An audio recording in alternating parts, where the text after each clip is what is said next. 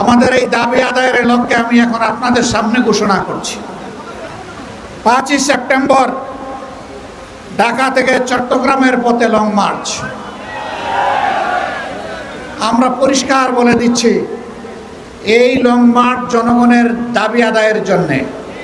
অতীতের কায়দায়, ফেসিবাদী কায়দায় আমাদের লং মার্চে যেন কোনো বাধা দেওয়া না হয়। যদি বাধা দেওয়া হয়, লং মার্চ দ্বিগুণ শক্তিতে তার গন্তব্যে পৌঁছে যাবে ইনশাআল্লাহ। সম্মানিত ভাইয়েরা, 19 সেপ্টেম্বর ঢাকা থেকে আমরা রংপুর পৌঁছবো ইনশাআল্লাহ।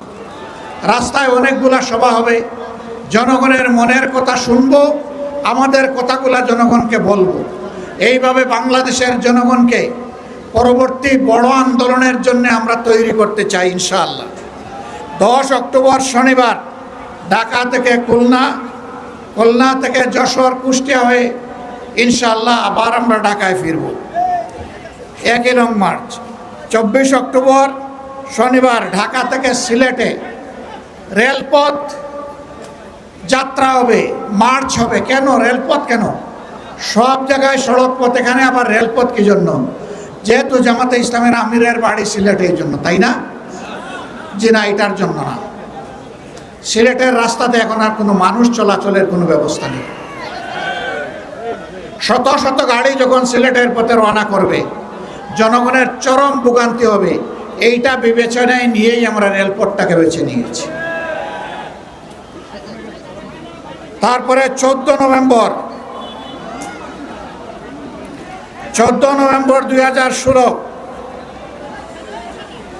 ঢাকাবাসী, আপনাদের কাছে জানতে চাই, বাংলাদেশের প্রত্যেকটি গ্রাম থেকে, পাড়া থেকে, মহল্লা থেকে আমাদের ভাই বোনেরা ঢাকার দিকে রওনা করবে। ঢাকায় মহাসমাবেশ অনুষ্ঠিত হবে ইনশাআল্লাহ। সেই দিন ঢাকাবাসী, আপনারা কি সত্যিকারের অতিথির দায়িত্ব পালন করার জন্য প্রস্তুত আছেন? আমি আপনাদেরকে আজকে থেকে সেই প্রস্তুতি নেওয়ার জন্য আহ্বান জানিয়ে রাখলাম।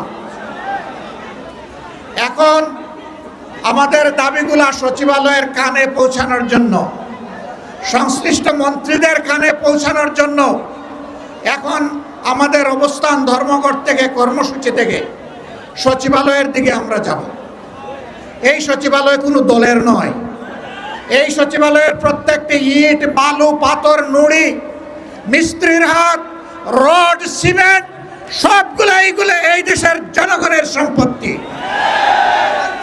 সচিবালয়ে যারা বসে আছেন, মন্ত্রী হন, এমপি হন, জনগণের কথা শুনতে হবে, জনগণের কথা মানতে হবে।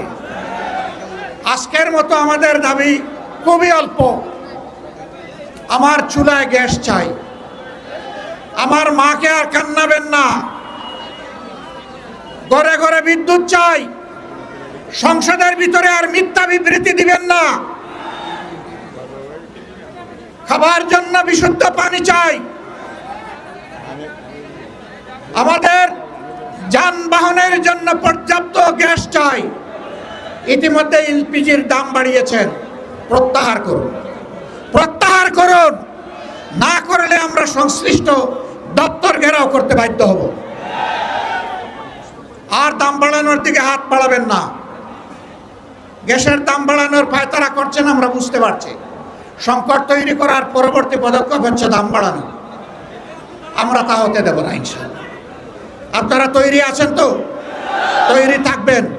বাংলাদেশ জিন্দাবাদ, 11 দলীয় ঐক্য জিন্দাবাদ।